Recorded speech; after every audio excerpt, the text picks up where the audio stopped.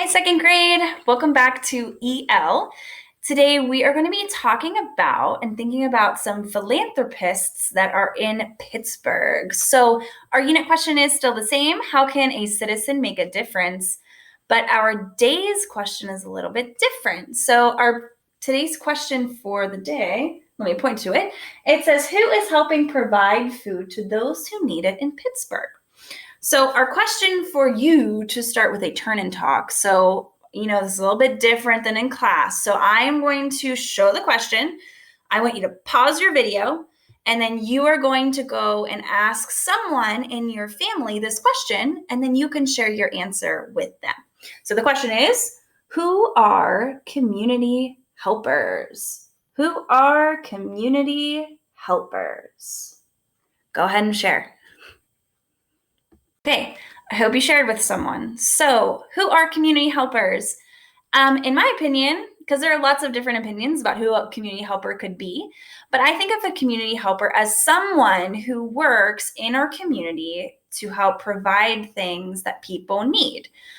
So, this could be lots of different types of people. It could be nurses, it could be doctors, it could be garbage collectors, it could be a volunteer. It is all sorts of people who are similar to philanthropists, right? Because they're going to give their time, their talent, or their treasure to help people and help the common good. So remember, that means they're going to help everyone be successful and be happy and healthy. So today, we are going to be thinking about who is helping. So who are those community helpers that are helping provide food for those that need it in Pittsburgh? So I wanted to start with a little read aloud today because this book talks about not only being a community helper, but it also is a great connection to being grateful for the things that you have. So before we get started thinking about those who help provide food, I want to start with this book to kind of warm up our thinking for the day. So our story is called Last Stop on Market Street. The words are by Matt De La Pena, and pictures are by Christian Robinson. And I have a special guest. This is my cat Willow, if you're not familiar. She is a climbing expert, and she wanted to visit us. So we'll see what she does behind me while I'm reading my book. Here, buddy. There you go. She's going to get down. Okay. CJ pushed through the church doors, skipped down the steps. The outside air smelled like freedom, but it also smelled like rain, which freckled CJ's shirt and dripped down his nose. So CJ is our main character. He ducked under his Nana's umbrella, saying, "How come we gotta wait for the bus in all this wet?" "Trees get thirsty too," his Nana told him. "Don't you see that big one drinking through a straw?" CJ looked for a long time, but never saw a straw. From the bus stop, he watched water pool on flower petals, watched rain patter against the windshield of a nearby car. His friend Colby climbed in, gave CJ a wave, and drove off with his dad. "Nana, how come we don't got a car?" "Boy, what do you need a car for? We've got a bus that breathes fire.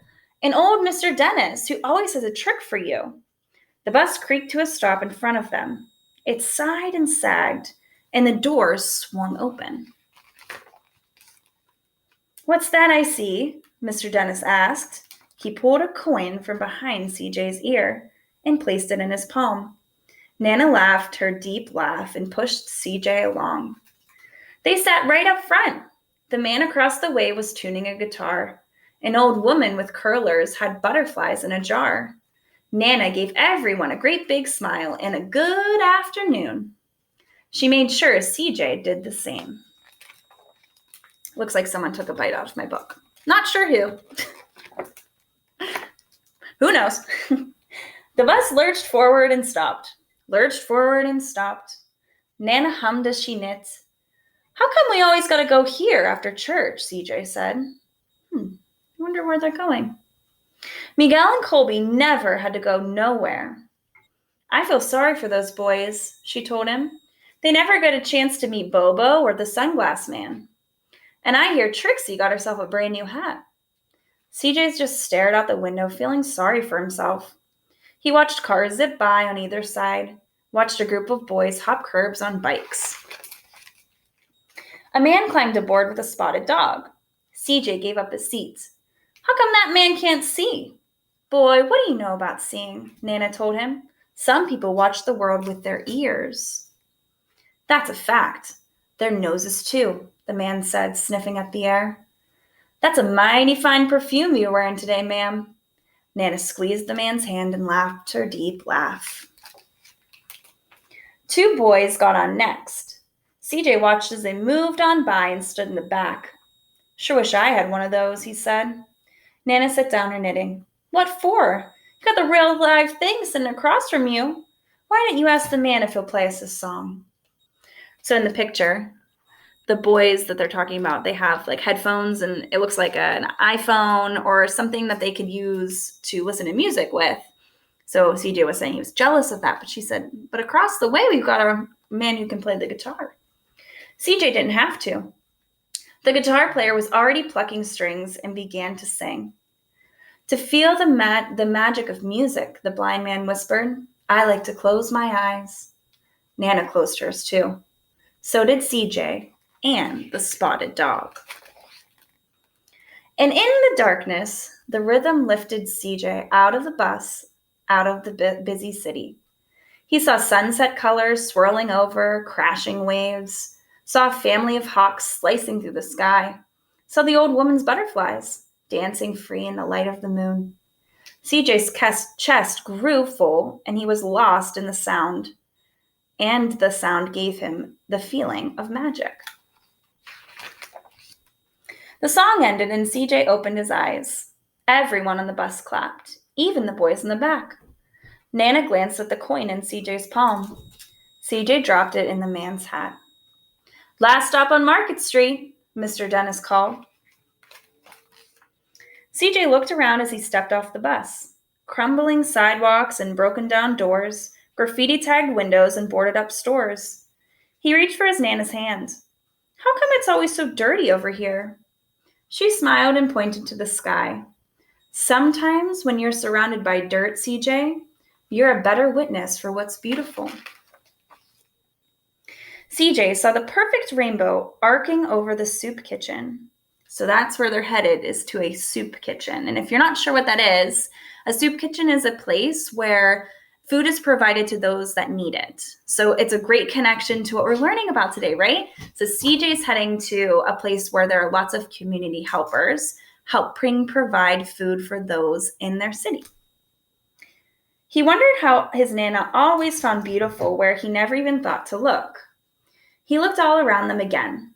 At the bus rounding the corner out of sight, and the broken street lamps still lit up bright, and the stray cat's shadows moving across the wall. When he spotted their familiar faces in the window, he said, I'm glad I came. So there's three friends that they were talking about.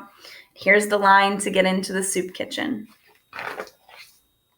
He thought his Nana might laugh, her deep laugh, but she didn't. She patted him on the head and told him, Me too, CJ. Now come on.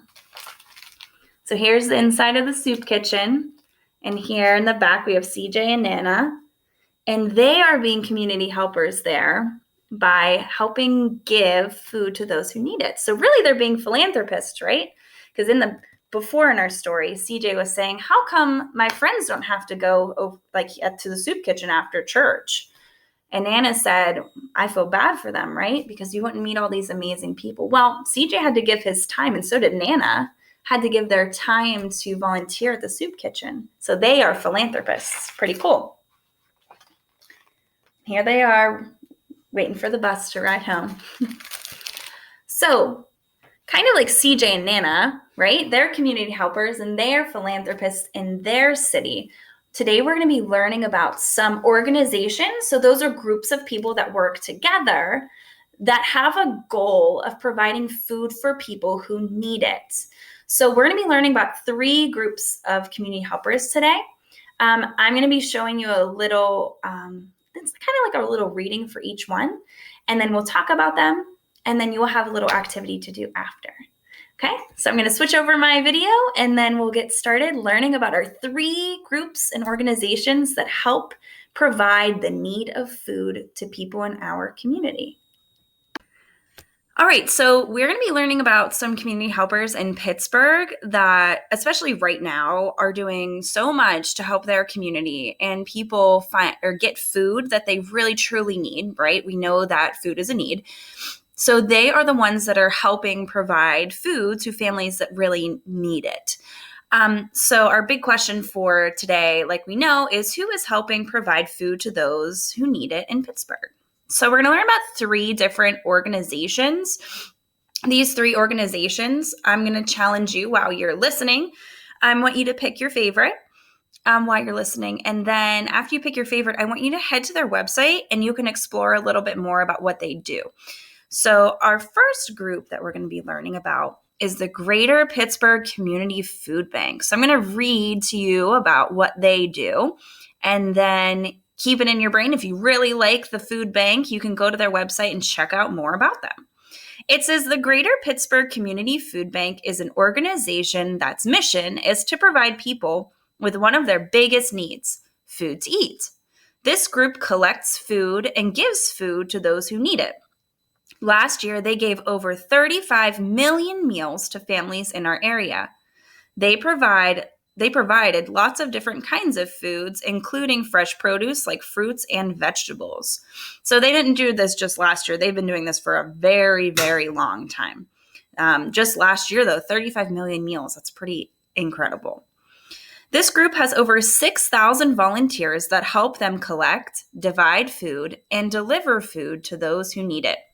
They also hand out food to those who need it at their building in Duquesne. So if you are someone that you're like, oh, I really like what the food bank is doing, head to their website and you can find out more. And then you can tell me 3 reasons why they were your favorite. All right, the next group is Sankofa Village Community Garden. This one is really cool because it's so close to ECS. It's like right down the street. So Sankofa Village Community Garden is a garden in the neighborhood of Homewood. This garden is right down the street from our school. Sankofa's mission is to provide safe and healthy foods in their neighborhood and education to those around them about gardening. This garden has been open since 2015. The garden is open to anyone in our community. You can go and grow or take home fruits and vegetables that are harvested there. They also teach children about different foods at the garden too. What is most important about this organization is that you share what you create and learn with others. So this is a really cool organization. Last year, with my 2nd graders, we had Sankofa Village come and talk to us, which was really cool. Miss Ayana is the person who leads this garden in Homewood, and she's really incredible. And so the garden is open to anyone to go visit. I know right now they're probably not open, but hopefully soon they'll be getting their garden ready and prepared to help provide food to those people in our community. And lastly is a group called 412 Food Rescue, another really amazing group. They do something a little bit different than the other 2 groups, so make sure you're listening closely to hear what they do.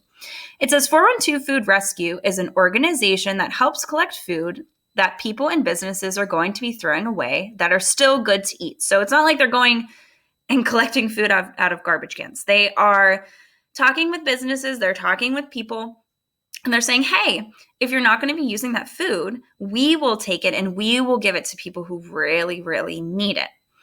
So it says 40% of all of the food that we have is wasted. They want to stop that from happening.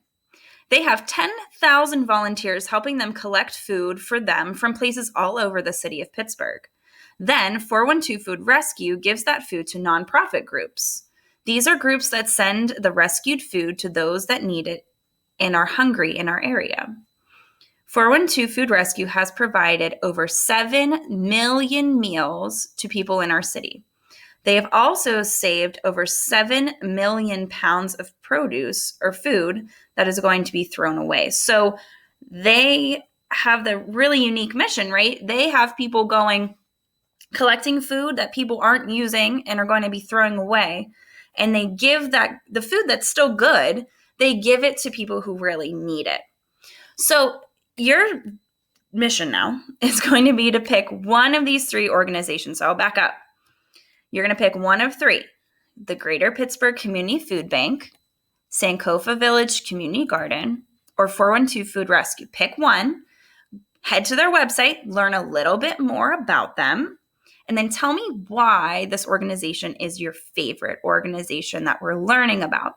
And then next time we have EL, you're going to be writing a persuasive opinion paper about why someone should donate to this group or help them in some way. So today, pick your group that you really like and you learned about and you really enjoy them. Tell me 3 reasons why on Seesaw. And then next time we are together, you're going to write a little opinion paper about why you think someone should donate to this group.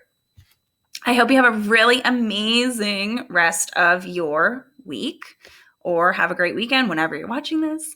And we'll see you next week for another EL lesson.